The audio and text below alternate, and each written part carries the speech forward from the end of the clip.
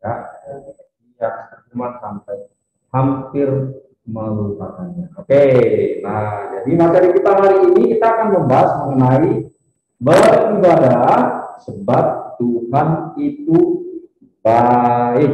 Nah, tetapi kalau misalnya begitu, berarti ibadah kita hanya untuk membalas kebaikan Tuhan dong. Apa seperti itu? Menurut kalian gimana? Kan judulnya begini, beribadah sebab Tuhan itu baik. Berarti ibadah kita itu cuma untuk balas kebaikan Tuhan dong. Begitu atau bagaimana? Halo? Yang di rumah? Ada yang mau coba jawab? Kan judulnya beribadahlah sebab Tuhan itu baik. Berarti saya beribadah untuk cuma membalas kebaikan Tuhan dong, Ustaz. Apa begitu? Beribadah kenapa, Mister? Suaranya agak nggak jelas. Ya, ini kan beribadahlah sebab Tuhan itu baik. Nah, sekarang Mister tanya, kalau begitu berarti kita beribadah itu cuma untuk membalas kebaikan Tuhan dong? Atau gimana?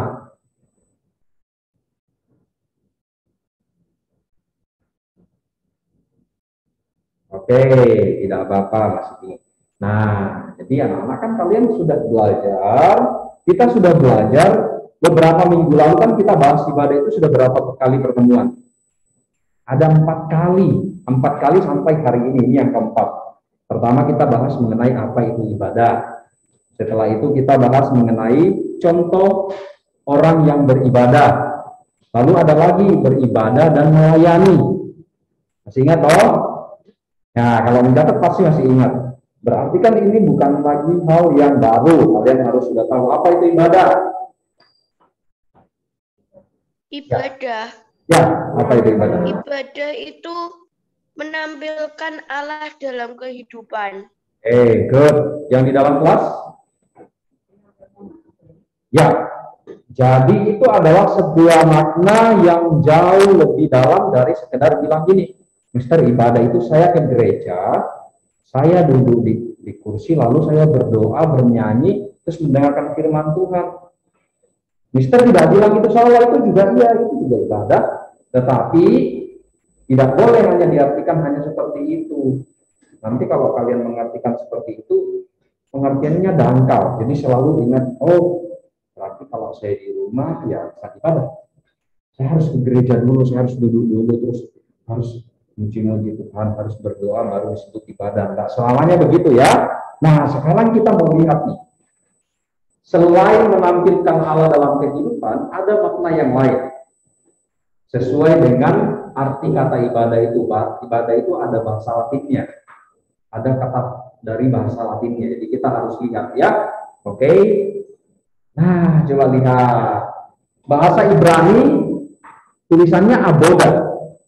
Oke, ini ketutup ya. Bentar. Yang di kelas ketutup sama ini. Ya.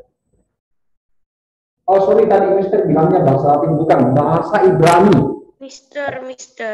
Yes. Mister. Ya, Di tempatnya Milin masih screen-nya masih yang tadi. Oh, yang tadi. Masih apa itu ibadah? Oh, kalau begini, ini sudah. Masih tetap apa itu ibadah. Oke, bentar. Tapi kalau screen sharingku di sini kalau loading.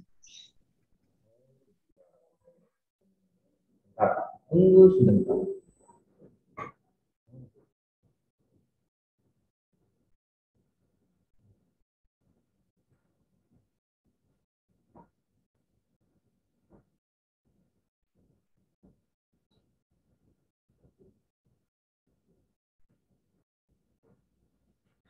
Apa kelihatan sekarang? Masih loading, Mister. Masih loading. Oke, sahabat dulu ya. Inilah susahnya kelas yang modelnya dua. Kalau kalian langsung masuk semua lebih enak loh. Jadi tidak harus ada begini ngatur-ngatur. Atau kalau sekalian online semua lebih enak lagi. Nah, sekarang ini kita mengalami kesulitan ini. Jadi kita bersahabat dulu ya.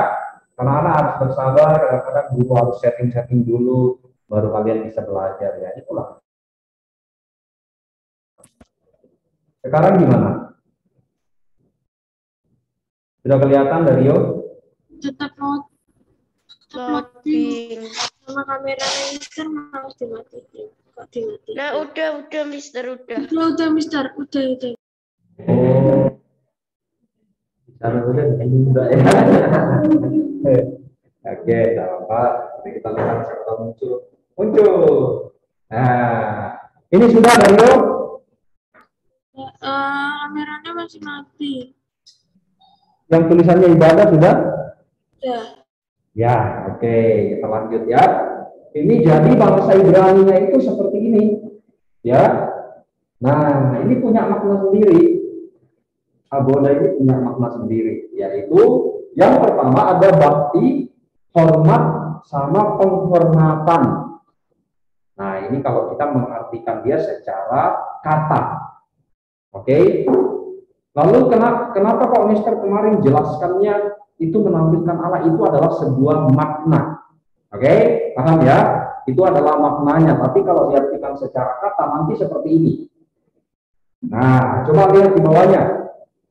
Sesuatu sikap atau kegiatan seseorang yang mengakui atau menghargai Tuhan. Ingat ya, apa yang membedakan yang Mister jelaskan minggu lalu dengan yang sekarang ada ini. Kegiatan. Kalau kegiatan itu berarti bisa kebayang nggak? Kira-kira contohnya apa? Sudah menyebutkan kegiatan apa kira-kira contohnya? Ada yang tahu? Jeremy kan ibadah. Ini kalau garis ini. Nah, apa contohnya? Baca Alkitab lagi, menyembah Tuhan, terus berdoa, yang lain? Apa tadi? Apa saja? Kalau kamu datang ke gereja, apa yang kamu lakukan? Nicholas, kira-kira apa? Ya iya beribadah kan beribadah. Contohnya loh, contohnya yang Mister minta itu contohnya. Ya berdoa, ya bernyanyi, mendengarkan firman Tuhan. Kalau sudah diartikan kegiatan, maka yang kita lakukan. Ya, tapi kan yang Mister jelaskan minggu lalu bukan kegiatan, itu bukan kegiatan. Tapi itu adalah sebuah kehidupan. Jadi kamu tulis sekarang. Ibadah itu punya dua makna yang sangat penting. Ya, ditulis ya. Ibadah itu punya dua makna yang sangat penting. Minggu lalu kita sudah bahas satu, beberapa kali berturut-turut. Dua makna penting ini adalah satu, kehidupan.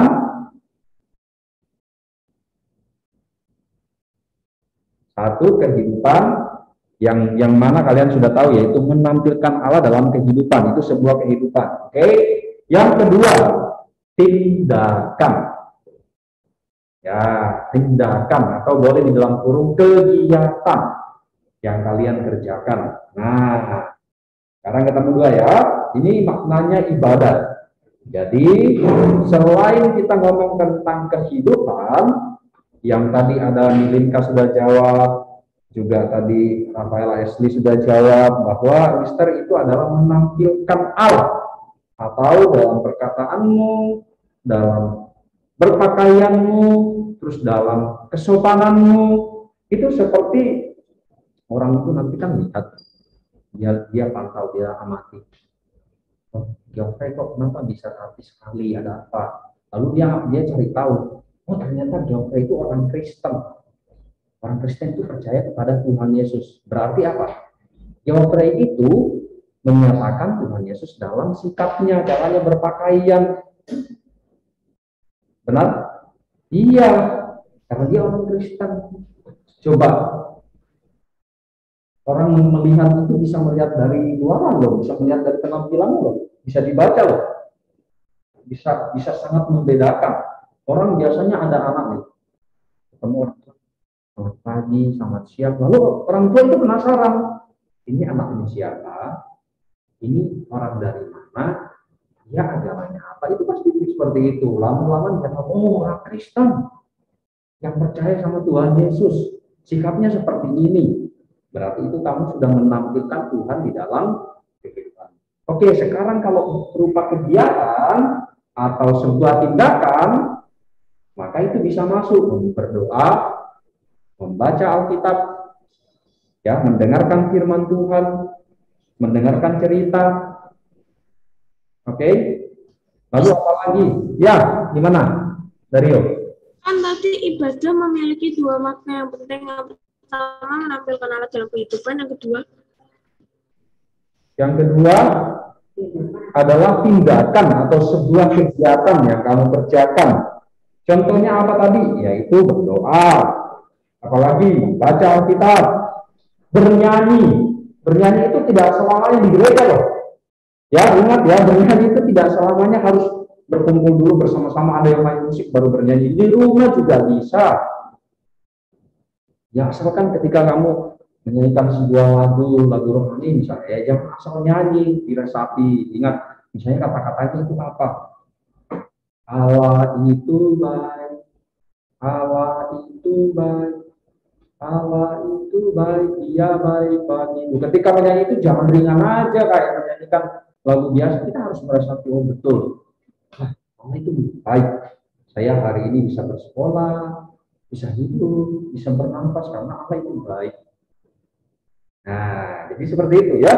Kita menyanyi sambil, wah diingat-ingat, iya betul ya. Tuhan kita itu loh sangat baik, Tuhan kita itu loh setia merawat kita. Oke, sudah dapat ya. Jadi, ya. sama yang sesuatu sikap atau kegiatan seseorang yang mengakui atau menghargai Tuhan itu pengertiannya apa ya, Mister? Itu juga pengertiannya ibadah sesuai dengan kata abodah itu. Ya, jadi itu masuk ke dalam tindakan yang tadi Mister bilang. Tindakan atau kegiatan. Nah, kamu boleh sambungkan dengan yang tertulis di sini. Oke? Oke, sampai di situ. Mister Milin mau tulis. Ya, silakan. Sambil Milin tulis, coba ada yang mau mengulang nggak seperti yang Mister katakan tadi, seperti yang Mister jelaskan. Siapa yang berani ulang coba? Oke, yang paling belakang silakan berdiri. Ya, berdiri dulu. Ya, silakan berdiri, Pak. Ya, Pak. Ini Bapak Kepala Desanya. Yuk, berdiri, Pak. Berdiri dulu, nggak apa-apa. Coba aja. Berdiri di tempat aja, itu aja. Oke. Nah, jelaskan coba singkat seperti yang Mister tadi jelaskan, coba.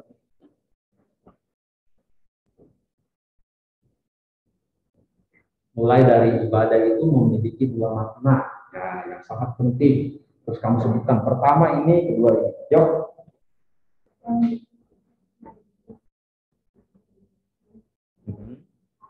Oke, coba sebutkan contohnya.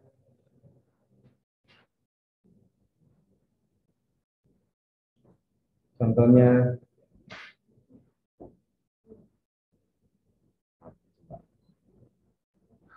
Oke, ya, nggak apa-apa, Titi. Thank you. Oke, sekarang ada Violencia. Stand up, please. Oke, silahkan mengikuti ya. Mister tadi sudah jelaskan apa, coba apa yang kamu ingat.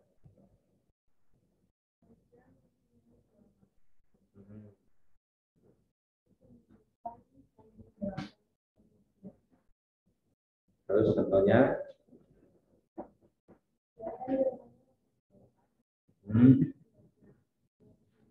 Ya.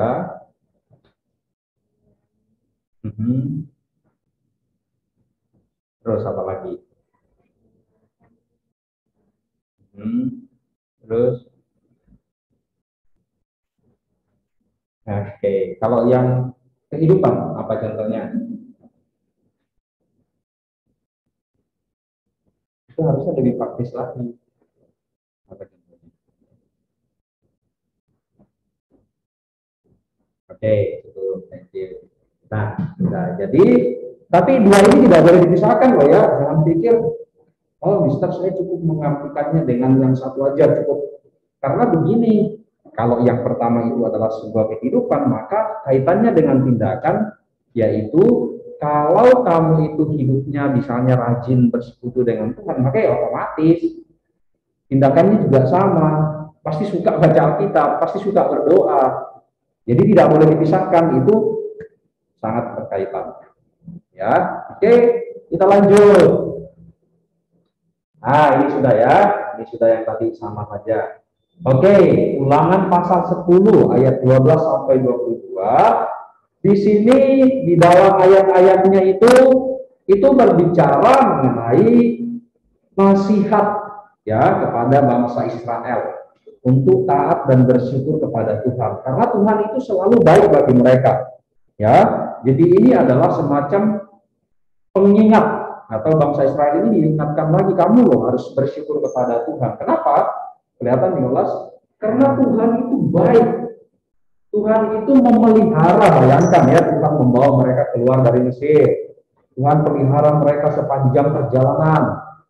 Ya, Tuhan menyuplai mereka dengan makanan, terus apa kurangnya lagi? Kan bangsa Israel itu banyak melawan Allah, banyak memberontak. Ya, begitu keluar dari Mesir, wah mereka ngomel di dalam gurun. Gak ada makanan, di Mesir enak katanya. Nah, akhirnya diberi nasihat. Tuhan itu baik kepada kamu, jadi kamu harus berterima kasih, kamu harus menyampaikan ucapan syukur. Nah, jadi ini ya.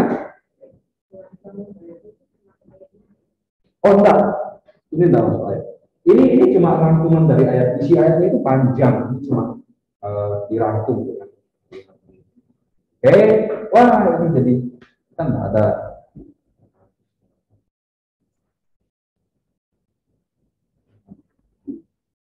Nah,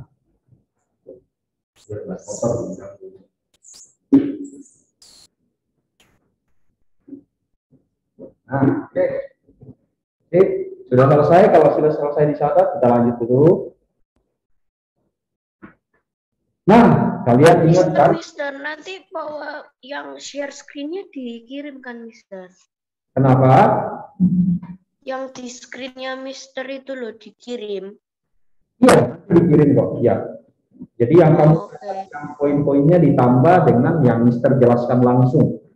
Jadi nggak harus dicatat semua poin-poinnya, nanti lama. Nah, siapa yang ingat cerita ini? Ada apa ini?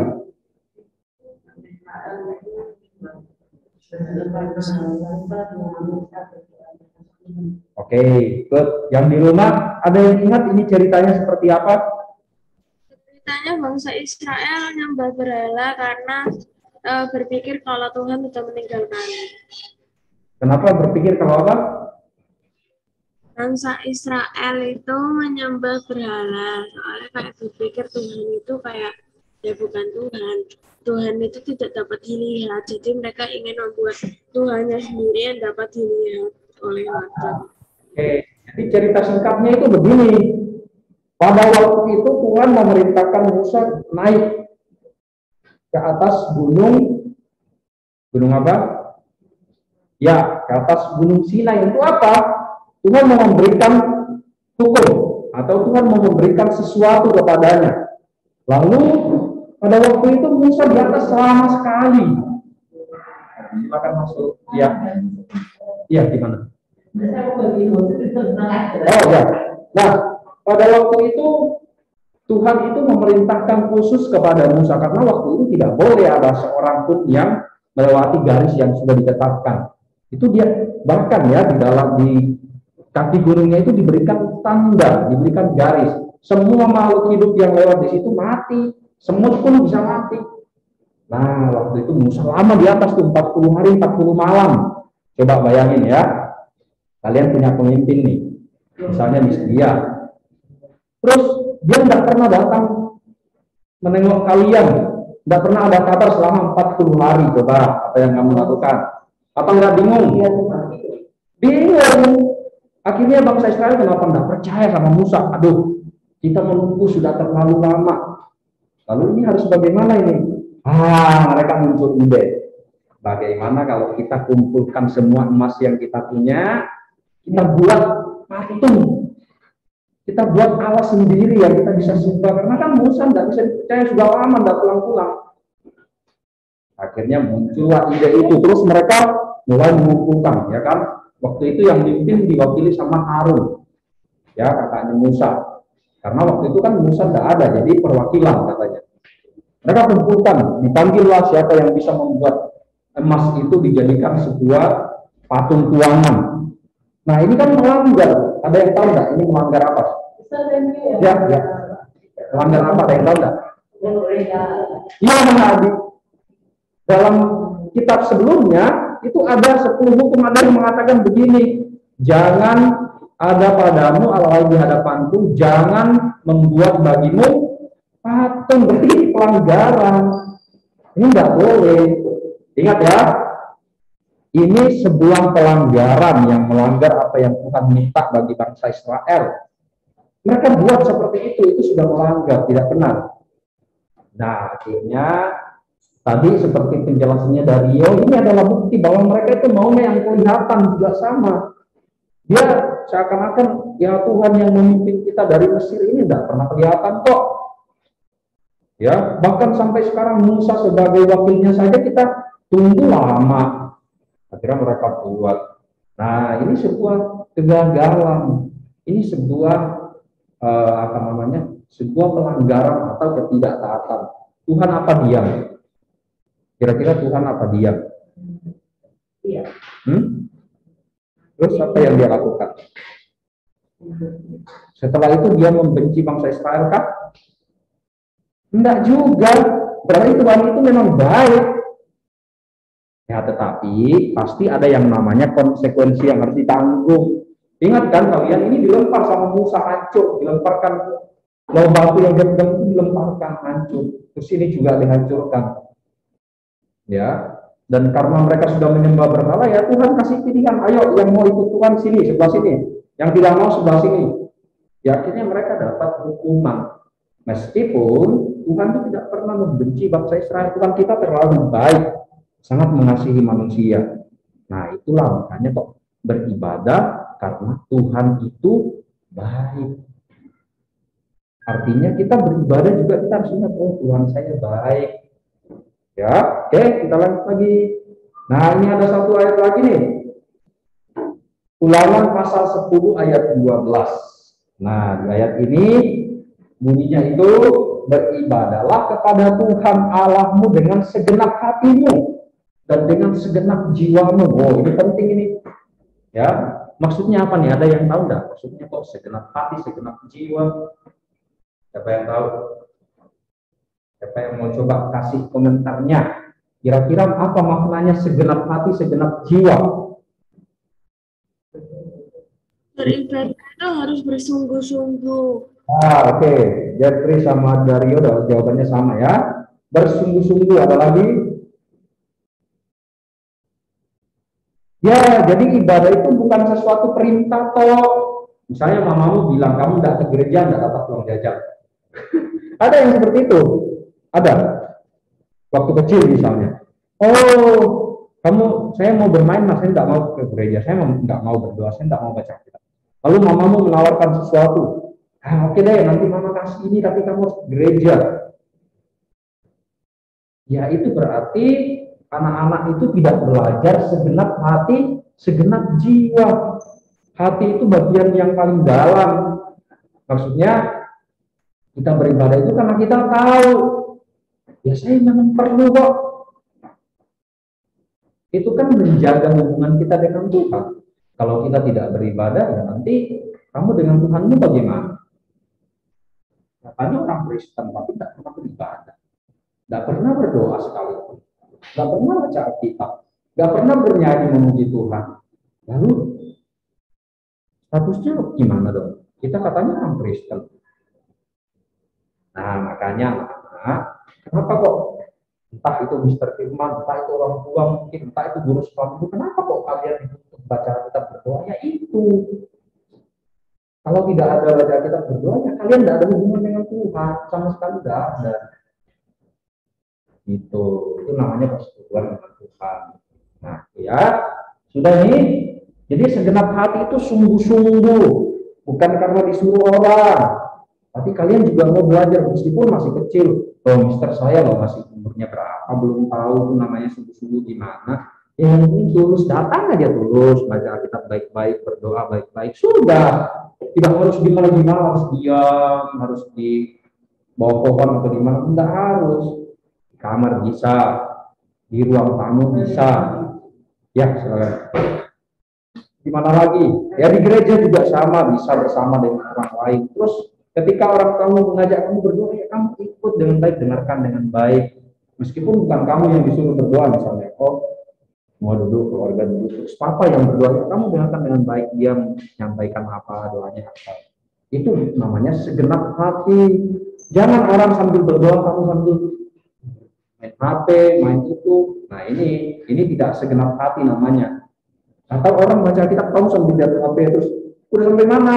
Nah ini persoalannya ya. Oke, kita lanjut. Ya, ini ya. Allah berbuat baik kepada kita, atau Allah ini sangat mengasihi manusia. Jadi sangat wajar atau sebuah hal yang sudah seharusnya kalau anak-anak Tuhan itu juga beribadah kepada Tuhan. Meskipun sebenarnya kita ibadah bukan hanya karena Tuhan baik, bukan hanya itu, tetapi memang perlu. Ya karena kan itu berhubungan dengan komunikasi dengan Tuhan. Bayangkan ya misalnya, misalnya kamu sama papa misalnya, nggak pernah ngobrol, nggak pernah duduk bersama, nggak pernah cerita, apa yang kamu rasakan? Kira-kira ini. Ya, jadi nyaman nggak kayak gitu? Terus hubunganmu sama papa semakin baik apa semakin buruk? Buruk. Nah, Tuhan seperti itu. Kamu kalau nggak pernah ngobrol, nggak pernah talking sama dia, nggak pernah kan ngobrol sama Tuhan, gimana caranya, mister? Ya gampang saja. Buka kitabmu, kamu baca itu, ngobrol itu. Doa itu ngobrol. Bayangkan ya tuh, kita nggak pernah doa, nggak pernah baca. Tuhan tuh dulu kapan nih dia mau ngobrol sama saya, kok nggak ngobrol-ngobrol? Tuhan sedih, ya, Tuhan sedih. Dia melihat kamu, wah, dia di sekolah pintar, tapi kok saya ini dilupakan, nggak pernah diajak komunikasi. Ya hati-hati, mungkin kepintaranmu itu nanti sewaktu-waktu Tuhan bilang, oh ya sudah, karena kamu juga tidak mau berdoa, nggak mau ngomong sama saya, ya sudah. Nah, kalau sudah begitu, bahaya, karena sumber hikmat kan dari Tuhan. Tuhan nggak kasih kamu, habis sudah. Nggak bisa apa-apa kita. Tuh. Kita beribadah itu setiap hari. Ingat ya, ini penting banget nih. Ini Mister harus kasih penekanan di sini nih. Biar anak-anak itu lihat ada sebuah poin di sini. Lihat ya, yang Mister lingkari ini sangat penting banget. Setiap hari. Oke, setiap hari. Satu minggu itu 7 hari. Oke, dalam satu hari ada berapa? 24 jam. Oke. Nah, sekarang katanya setiap hari, berarti apakah saya tunggu hari Minggu, Mister? Apakah saya karena ke gereja baru disebut ibadah, Mister? Bukan. Ya, jadi jangan menganggap ibadah itu ketika hari Minggu kamu jangan belajar sekolah Minggu baru berangkat, baru itu kamu sebut ibadah. Bukan. Ibadah itu lihat di sini setiap hari. Dalam seminggu kita ada 7 hari, ini dalam setiap hari itu. Lalu yang paling penting, dalam satu hari ada namanya 24 jam. Maka dalam satu hari itu harus kita ada selama 24 jam. Ya kalau kamu mengukurnya ibadah itu hanya ke gereja, terus gimana dong? Berarti ke minggu. Apa kamu siap ke gereja 24 jam setiap hari? Kan enggak dong. Biasanya ada perkumpulan 1 minggu sekali dong. Berarti memang tidak cukup kalau kita mengartikan ibadah itu cuma datang ke gereja, duduk, berdoa, pulang. Enggak cukup. Memang sebuah kehidupan karena setiap hari. Nah, ini kan Setiap hari, ingat, setiap hari. Oh, kameranya mati. Dari tadi. Waduh. Bentar ya, kameranya mati ternyata, sorry. Waduh. Yes. Gimana? Ya, selamat. Udah nyala. Oh. Ya, yang di rumah apa ini kelihatan? Share screen-nya? Kelihatan dari Yo? Kelihatan, Mister. Kalau saya pindahkan ikut? Sampai di sini ikut? Masih kelihatan ya? Kelihatan, Mister. Oke, good. Nah, jadi kebaikan Tuhan itu berlangsung setiap hari. Buktinya apa? Yang paling simpel apa coba? Yang paling simpel kira-kira menurutmu apa kebaikan Tuhan itu? Yang setiap hari kamu rasakan apa? Ya, itu yang paling simpel. Kamu bisa bernafas. Selain itu apalagi bisa makan. Orang tuamu bisa kerja menyediakan makanan. Berarti saya juga harus mengucap syukur ya setiap hari juga. Setiap membuka mata di pagi hari itu, begitu buka mata, saya masih bernafas. Terima kasih Tuhan hari ini. Begitu buka mata langsung terima kasih Tuhan. Jadi tidak boleh ya. Ini kebiasaan kita yang anak-anak. Bangun pagi baru buka mata. HP di mana ya? Langsung nyari HP. Bagian gimana? Jangan diingat loh. Kamu buka mata saja udah. Itu udah sebuah hal yang sangat besar. Coba bayangkan. Begitu buka mata, kok sudah di alam yang lain, ini di mana ini? Nah, coba bayangkan. Kita bersyukur kalau pagi hari buka mata, saya di kamar ya, itu di kamar Tuhan, terima kasih Tuhan. Berdoa dengan singkat. Ini penting, jangan buru-buru cari HP-mu.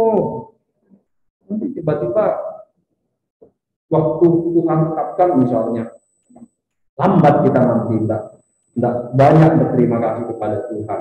Jadi ibadah itu juga seperti ucapan syukur itu kepada Tuhan itu juga setiap kali doa, ingat ya, singkat tidak apa-apa, cuma bilang gini, terima kasih atas hari ini Tuhan. Ya, gimana Dario? Internetnya ya? Sekarang sudah kedengaran? Halo? Halo, udah enggak.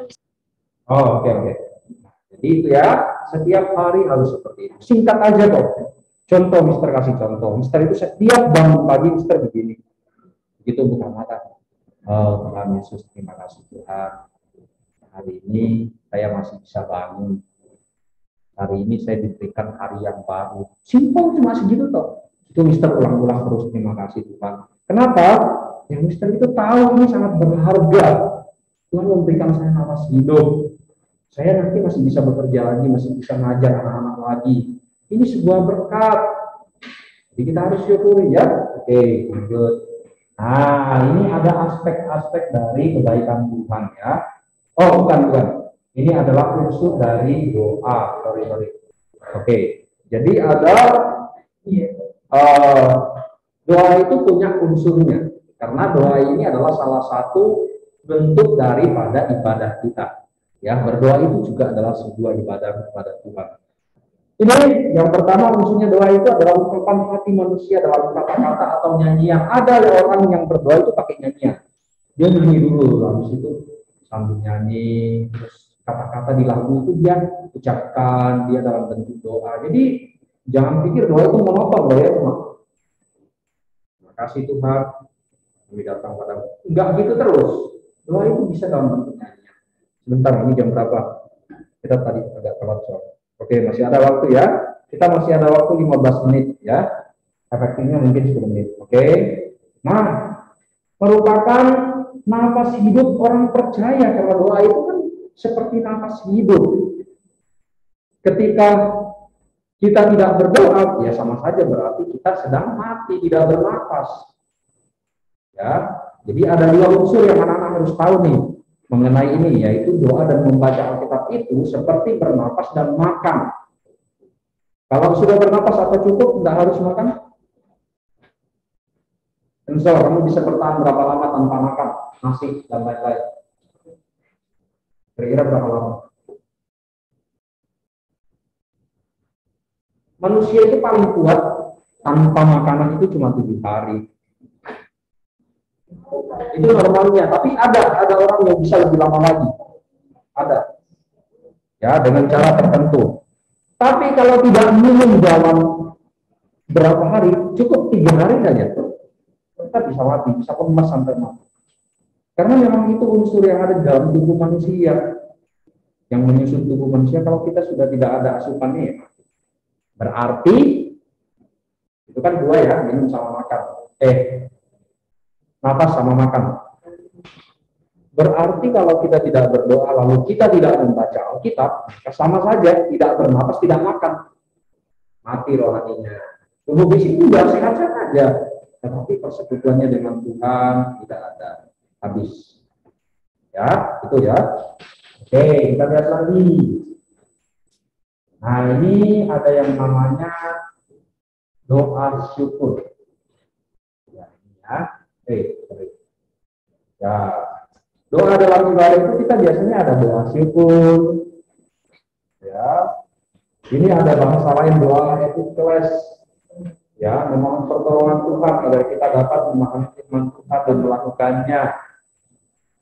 Terus doa kita, ya. Ya, Dario. Nah, terus ada lagi doa pengakuan dosa ini kan sebenarnya kita ini sering berbuat kesalahan. Maka ketika berdoa kita wajib menyatakan itu kepada Tuhan, ampuni saya Tuhan, saya bersalah di dalam perkataan, saya bersalah di dalam sikap. Itu doa pengakuan dosa. Kita mengingat, misalnya kamu sedang baca firman Tuhan, kamu diingatkan bahwa ternyata firman Tuhan ini memberikan terang, saya bersalah dalam hal perkataan. Terus doa syafaat itu berarti mendoakan orang lain.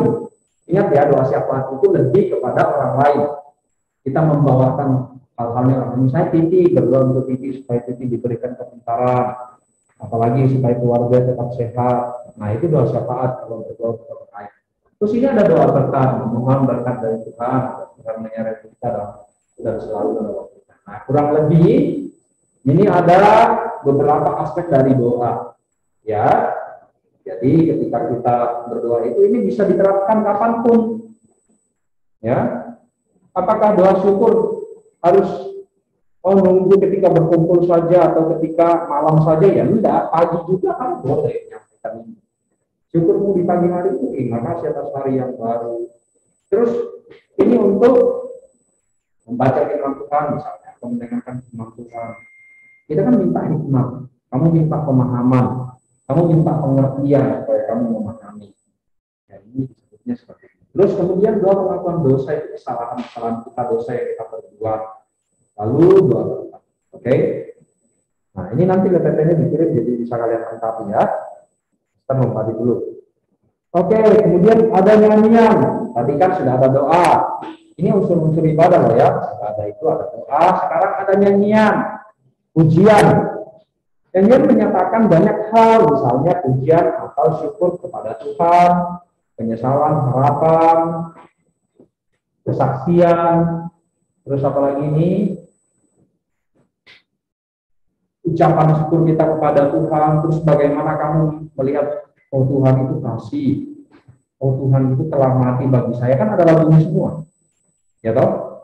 Tuhan itu adalah Allah, Tuhan itu adalah Bapa, itu ada lagunya juga khusus. Yang ya Bapa, terus saya anaknya, ya berarti itu ada lagunya juga. Apalagi ketika kamu mengalami kesulitan, kamu bernyanyi itu bisa tertolong. Benar, Mister pernah. Jadi malah kayak bernyanyi, jadi tenang, kayak ada persekutuan dengan Tuhan. Makanya nyanyian itu tidak hanya ketika kamu senang, kamu ya dari unsur pertama, unsur kedua ini juga dikategorikan dalam unsur apa? Unsur kehidupan atau unsur apa? Unsur ibadah itu ada doa. Nah tadi ada unsur doa lagi. Ya, unsur ibadah ada doa, ada nyanyian. Oke. Oh ya, misalkan ini ada unsur satu, Ya, doa. itu doa, ini unsur ibadah, unsur ibadah ada doa, yang kedua ada nyanyian. Yang sebelumnya unsur satu doa ini maksudnya unsur satu doa, unsur dua itu kan nyanyian, itu dikategorikan dalam unsur kehidupan atau unsur ibadah atau unsur apa misalnya? Oh, ini unsur ibadah dari ya, ini masuk pada yang ketiga, pembacaan Alkitab dan khotbah atau dengan firman Tuhan. Ya. Belum selesai nulis yang unsur dua sih. Bisa minta tolong dikembalikan ke sebelumnya. Ini nanti kamu lengkapi saja ya. Jadi tidak harus dicatat sekarang soalnya ini waktunya terbatas ya, ya. Oke, nanti dilengkapi, Mister kirimkan. Nah, kalau pembacaan Alkitab ini kita biasanya kan ada pembacaan Alkitab bersama, ada yang sendiri. Ya, ingat ya, sendiri itu juga penting, jangan diabaikan. Malah kalau punya waktu yang bagus itu setiap hari lebih bagus. Satu pasal ya. Kamu baca satu pasal aja. Orang kalau Mister lihat loh, kalian itu coba angkat tangan di sini yang menghabiskan melihat HP atau main game dalam sehari lebih dari 1 jam. Angkat tangan. Oke. Rata-rata apa main game? Atau apa? YouTube, Instagram. Semuanya berarti ya. Oke. Kira-kira selama dalam satu hari, misalnya 2 jam, yang kamu dapatkan itu ada berapa hal yang positif? Misalnya, kalau Leslie kamu kan nonton YouTube misalnya. Kira-kira dalam sehari kamu boleh menghitung kira-kira saya mendapatkan pelajaran hal positif itu kira-kira berapa persen dari 2 jam itu? Atau berapa poin hal baik yang kamu dapat?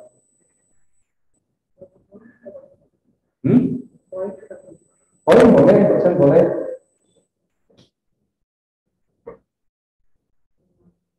Lima poin, sekitar 5 poin. Oke. Jeffrey coba, Jeffrey. Kamu menghabiskan berapa jam? 2 sampai 3 nih. Main game? Oke, kira-kira kamu dapat poin penting itu setiap harinya itu kira-kira ada sekitar berapa poin? Ya, coba kamu kira-kira aja. Oh, saya main game, saya sedang belajar bagaimana manajemen. Oh, how to manage. Apa yang kamu punya itu, oh bagaimana cara mengaturnya strategi supaya otak saya pintar. Nah, kan ada yang begitu, Tapi ada orang yang main game tok, nggak dapat apa-apa. Ada orang yang lihat itu cuma untuk puas-puas gini, akhirnya nggak dapat apa-apa, rugi. Nah, sekarang Mister gampang. Kalau kamu bisa menghabiskan 1 jam untuk HP, maka masa untuk Alkitab 30 menit nggak bisa? Gimana, Bu? Ayo, yang bertanggung mana? Nilainya lebih penting mana? Mana yang nilainya kekal? Nah, HP itu bernilai, tetapi itu sementara. Nanti HP itu rusak. Bisa. Terus tidak bisa kamu bawa ketika kamu mati. Ketika Tuhan memanggil kita, tidak bisa dibawa.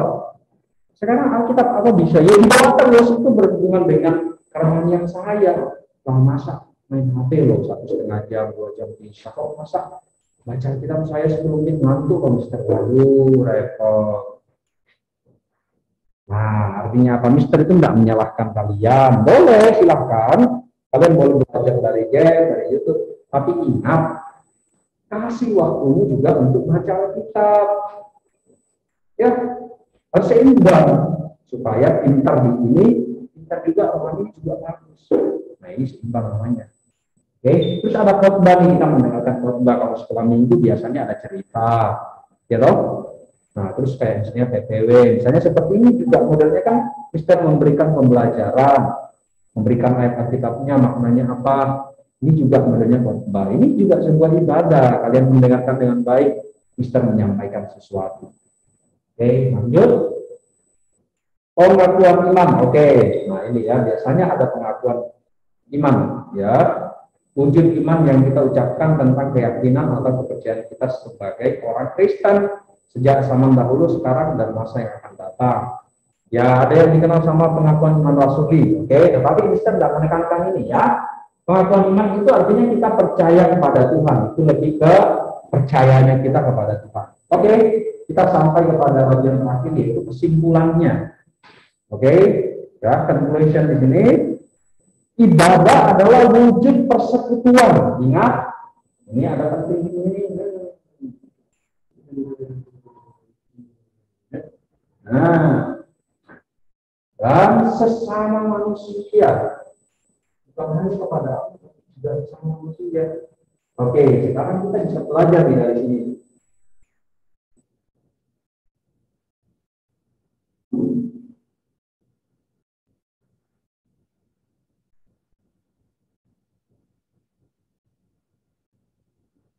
Ya, ini Mister bisa tunjukkan.